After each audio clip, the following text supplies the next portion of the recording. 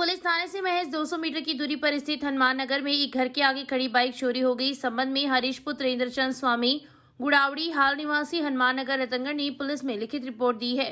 हरीश पंचायत समिति का सहायक कर्मचारी है। हरीश ने रिपोर्ट में लिखा है कि वह शनिवार की रात घर के आगे बाइक खड़ी करके घर के अंदर चला गया था। थोड़ी देर बाद जब वह वापस बाहर आया तो बाइक नदारद मिली। सब जगह तलाश भी किया लेकिन बाइक का कोई सुराग नहीं लगा। शहर में इन दिनों बाइक चोरों का गिरोह सक्रिय है। पोदार गेस्ट हाउस में राजस्थान मेगा ट्रेड फेयर मेले में लोगों की लगातार भीड़ उमड़ रही है। रविवार की शाम लोगों की मेले में भीड़ उमड़ी तथा मेले में बच्चों ने झूलों का लुत्फ उठाया। बारिश होने के बाद हुए खुशनुमा मौसम में लोगों की कदम मेले की तरफ लगातार बढ़ रहे हैं तथा खरीदारी भी परवान पर है। इवेंट कंपनी के सुनील शर्मा ने बताया कि पिछले 3 दिनों से चल रहे मेले में दिन प्रतिदिन लोगों की भीड़ बढ़ रही है। एक ही छत के नीचे उन्हें विभिन्न प्रकार के घरेलू उत्पाद उपलब्ध हो रहे हैं। वहीं मेले में लगे विभिन्न प्रकार के झूले व फूड जोन में शहर के लोग लुत्फ उठा रहे हैं। मेले में सजी दुकानें आकर्षण का केंद्र बनी हुई है। उक्त दुकान पर विभिन्न प्रकार के घरेलू सामान उपलब्ध हो रहे हैं। इसके अलावा क्रॉकरी, कपड़े, किचन का सामान, आर्टिफिशियल ज्वेलरी, विभिन्न प्रकार के खाद्य उत्पाद लोगों के मन भा रहे हैं। इसके अलावा फूड जोन में पाव भाजी, बर्गर, पिज्जा, छोला भटूरा, गोलगप्पे, झालमुड़ी, भेलमुड़ी, आइसक्रीम के काउंटरों पर भी काफी भीड़ रहती है। वहीं वाटर बोर्ड का भी छोटे बच्चे आनंद ले रहे हैं। आज ये राजस्थान मेगा ट्रेड फेयर की तरफ से या पोदार गेस्ट हाउस में मेला लगा हुआ है, जिसके अंदर बच्चों के लिए झूले की व्यवस्था है, खाने पीने की व्यवस्था है, घड़ियों की औजरी वगैरह सारी व्यवस्था है।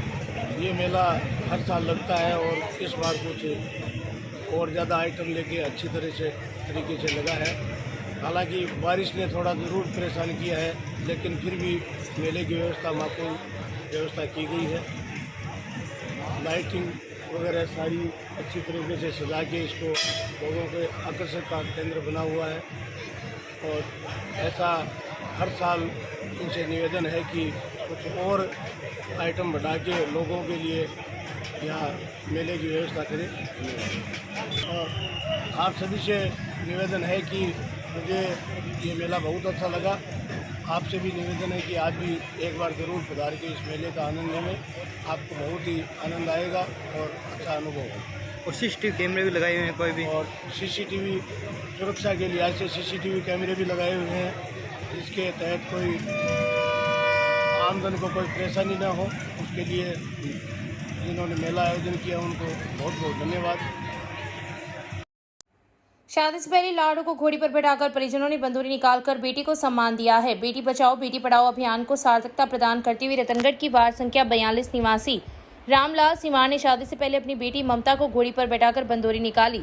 पार्षद पुरुषोत्तम इंदौरिया ने इस अनूठी पहल की सराहना करते हुए कहा कि इस तरह के आयोजन समाज में व्याप्त कुरीतियों को त्यागने का संदेश देते हैं।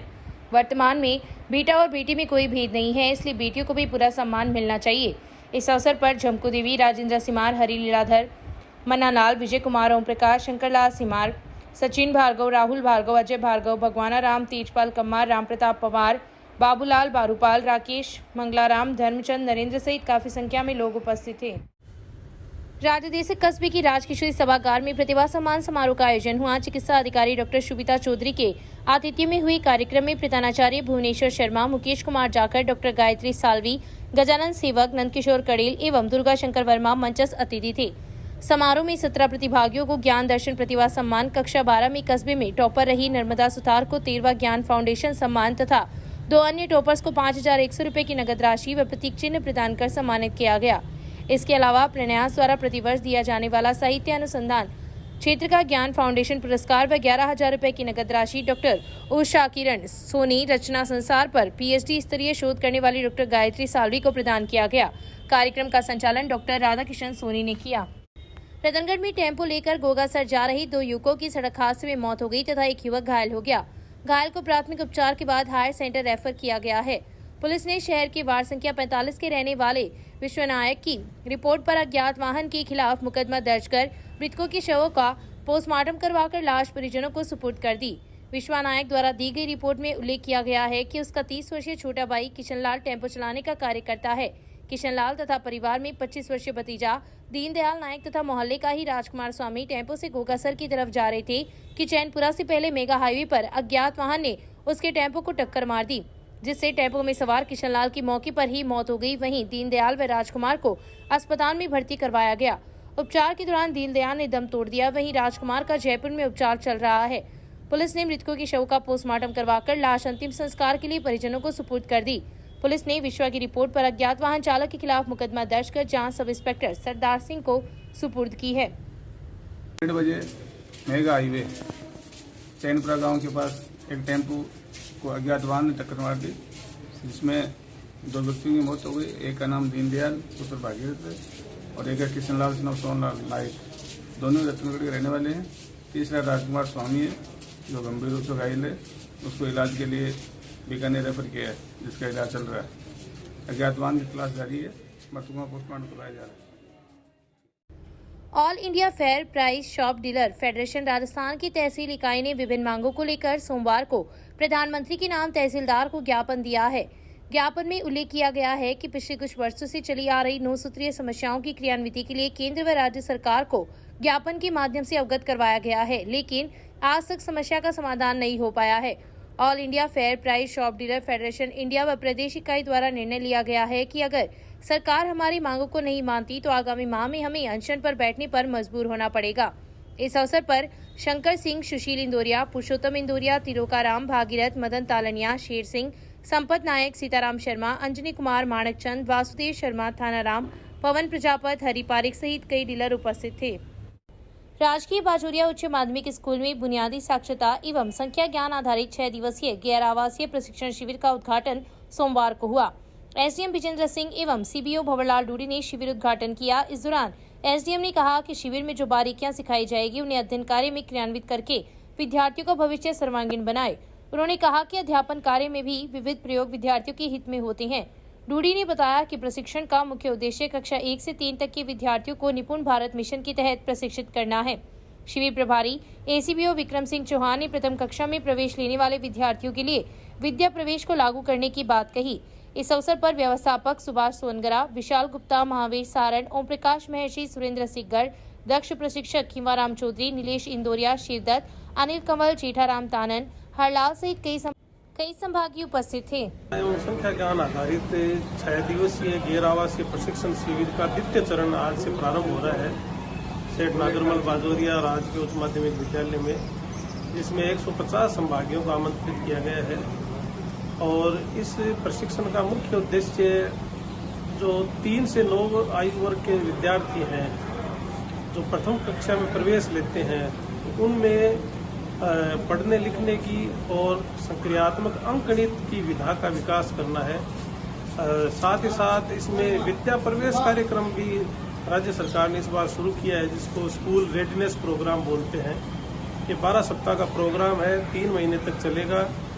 ये बच्चे के जब प्रवेश लेता है उस दौरान उसको खेल खेल की गतिविधियों में उसको सिखाना, साथ ही उसकी स्वास्थ्य परीक्षण करना, जैसे उसकी हाइट का, वजन का वर्गीकरण, इसी प्रकार से उसके आँख, नाक, कान, नाखून, तो उसके बारे में बच्चों को अवेयर करना ताकि वो स्वास्थ्य के प्रति जागरूक हो सके। 2 दिवसीय प्रवास के दौरान सोमवार को गुलछा ज्ञान मंदिर में आचार्य महाश्रवण ने प्रवचन दिए। इस दौरान उन्होंने कहा कि राजनीति उच्च कोटि की सेवा का क्षेत्र है, बशर्ते इसमें सच्चाई व शुद्धता रखना जरूरी है। उन्होंने कहा कि सत्ता सुख भोगने के लिए नहीं मिलती, बल्कि लोगों की दुख मिटाने के लिए राजनीति करने वाले लोगों को काम करना चाहिए। आचार्य महाश्रवण ने कहा कि जीवन में सरलता व सच्चाई का बहुत बड़ा महत्व है।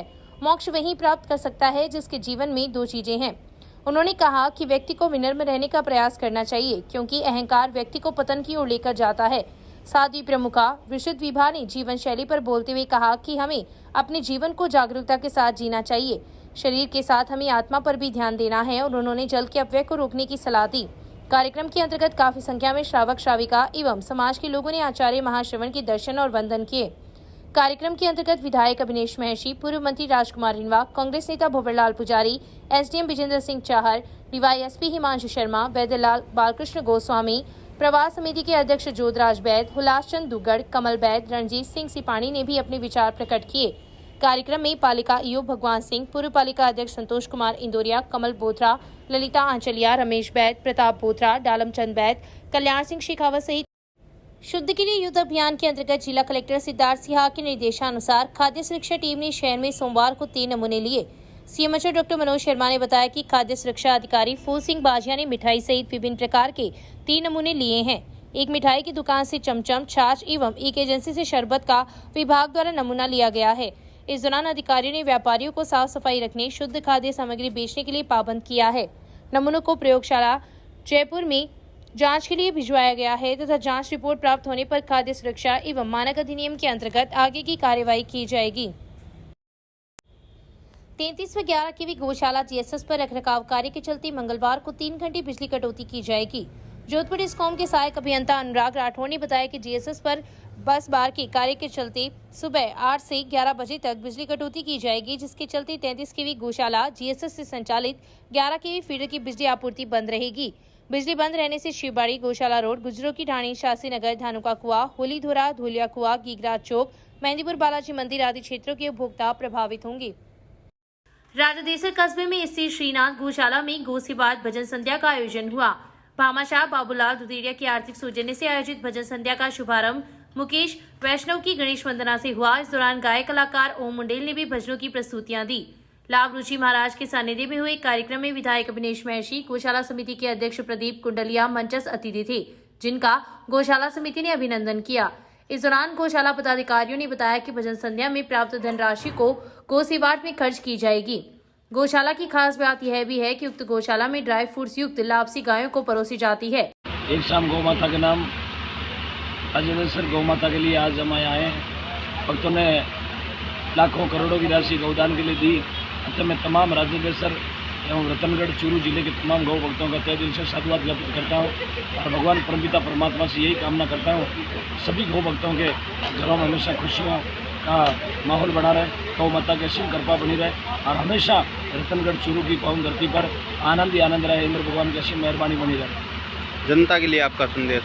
जनता के लिए यही कामना करता हूँ कि हमेशा गौ माता की सेवा में अग्रसर रहे और गौ माता रही तो अपना सनातन धर्म रहेगा, गौ माता रही तो अपना देश रहेगा। अतः मैं सभी भक्तों के लिए भगवान परमपिता परमात्मा से खुशियों की मंगल कामना करता हूँ।